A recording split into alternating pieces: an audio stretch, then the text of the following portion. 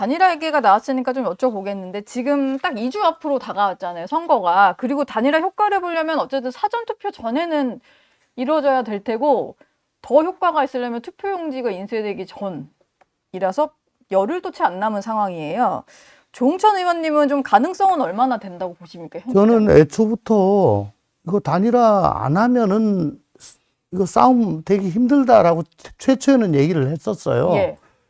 근데 그 전제는 뭐냐면은 어쨌거나 이번 대선, 이 조기 대선이 왜 지금 치러지고 있고 그 원인 제공을 어떻게 했고 거기에 대해서 국민의힘 세력이 12월 3일 이후 지금까지 보여준 모습이 과연 이게 잘난 모습이냐. 예. 그러니까 그걸 자각하고 깨닫고 국민들 마음으로 다가가려는 그런 노력이 전제가 됐을 때 가능성이 있는 거지. 지금처럼 솔직히 말해가지고 저 국민의힘은 안 그래도 기울어지는 운동장에서 갖고 있는 전력이 지금 다 누수 현상이 돼서 다 쓰고 있지도 못해요. 그리고 김문수 후보 난 왜 그런지 모르겠는데 어쨌든 뭐 발언할 기회나 토론회나 이런 데 있으면은 이 계엄, 탄핵, 윤석열 대통령 뭐 이런 문제에 대해서 보면 말끝을 흐려요. 예. 그러니까 어느 여론조사에 보면은 네. 보수층에서 김문수 후보에 대한 지지가 60%가 안 돼요. 이재명 후보에 대한 진보층의 지지는 90%에 육박합니다. 이렇게 모여지지가 않는다고요. 그래. 지금 당 내에서도 이루고 한동훈 후보, 전 대표도 지금 이 상태에서 내가 같은 그림으로 잡히기가 참 뭐하다라고 있는 상황인데, 그렇다. 네. 예. 그 계엄 탄핵에 아무 원죄가 없고, 오히려 명징하게 이거 잘못됐다. 빨리 탄핵해야 된다. 라고 주장했던 이준석 후보가 들어갈 명분이 없잖아요. 예. 단일화에. 네. 판을 깔아줘야지 뭐 들어가든가 말든가 하는데 네. 이건 전제 조건 자체가 안 돼 있기 때문에 날짜가 뭐 열흘 남았건 2주일 남았건 간에 이거부터 빨리 김문수 후보가 해결을 해야지 이건 말문이 트여지는 겁니다. 그거 아니고 우리 원래 하나였잖아. 밖에 나가서 있는데 미안해. 어쩌라고. 그렇게 하면 안 돼요. 예, 안 돼요. 그렇게 해서는 안 된다. 그렇게 하면 안 되는 거죠. 그러니까 지금 현재 이 상황이 지금 얼마나 엄중하고 심각하고 왜 끊임없이 대선 15일까지 이재명 지금 민주당 후보에게 저는 그러니까 뭐 175석의 민주당 절대적 입법 권력의 독단과 전형 행포를 갖다 국민들이 다 지켜봤는데도 불구하고 예. 결국은 국민의힘 대선 전략이라 국민의힘이 빨리 윤석열 전 대통령하고 전략하고 또 자정 노력을 통해서 또 변화시켜 나가는 그런 지금 에너지가 안 보이니까 여전히 이재명의 지지가 유지가 되고 있는 거예요. 그러면 네. 어떻게 해야 되겠습니까?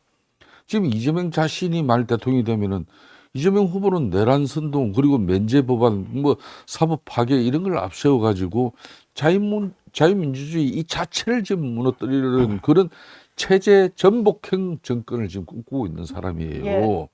그러니까 단순히 이번 선거 같은 경우는 정권 교체나 뭐 보수의 승리 이걸 위한 싸움이 결코 아닌 겁니다. 그래서 이 체제를 지킬 것인가 안 그러면은 허물어들까 것인가 그런 싸움이거든요. 예. 그런 측면에서 과거의 단일화 보십시오. 김대중 97년 김대중 김종필 DJP 단일화 같은 경우 결국 성공했잖아요. 정권 교체. 그리고 2000년 노무현 정몽주 단일화도 그 우여곡절 끝에 감동 주면서 성공했어요. 그러면 2012년 문재인 안철수 같은 경우는 실패했어요. 그죠? 그렇기 때문에 또 2022년 3년 전에 윤석열 안철수 같은 경우는 또 단일화 성공했어요.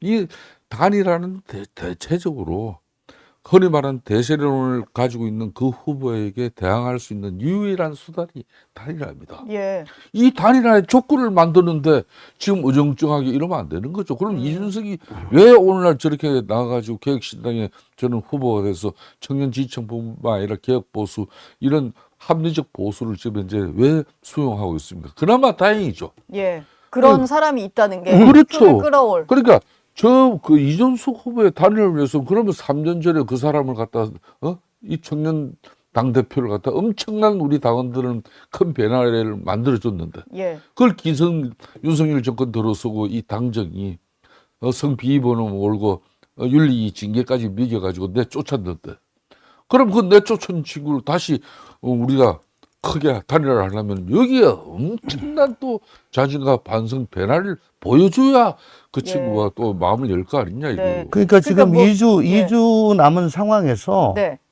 이번 주 중으로 이재명 후보가 50일 나오는 상황에서는 단일화 아니라 뭐 단일화 할아버지가 와도 이건 안 되는 거예요. 예.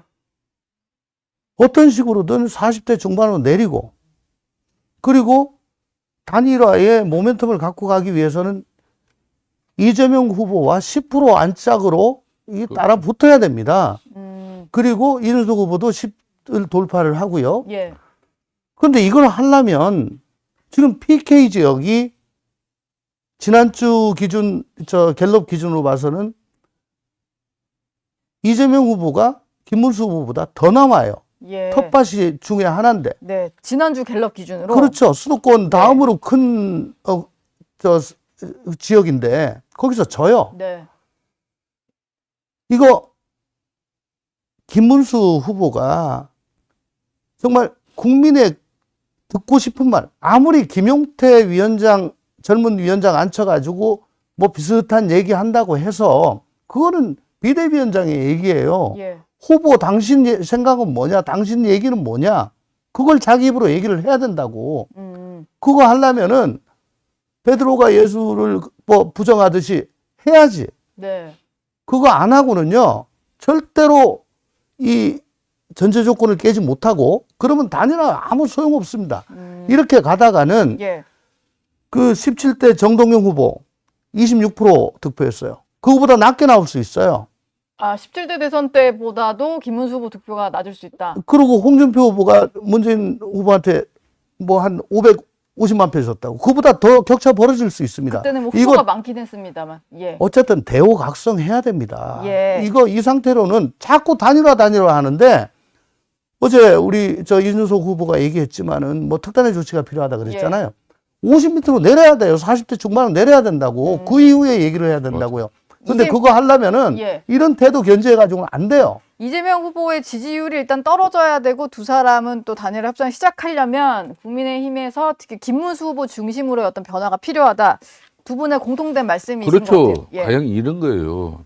제가 모 방송에서도 심지어 만약 이번 대선 치면은 국민의힘 같은 경우는 107명 국회의원 뺏지 다 그냥 날리고 총사퇴를 통해서라도 예. 결연한 의지를 보여야 되는 건데, 네. 지금 이제 윤석열 전 대통령은 분명히 12.3 비상계엄 망상이었어요.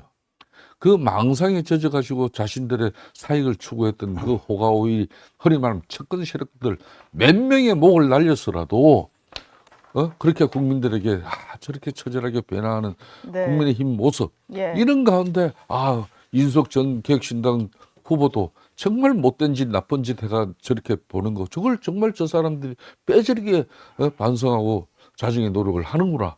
이렇게 되면서 우리가 이 선의의 경쟁에 해 들어가면은 이재명 후보 끌어내려요.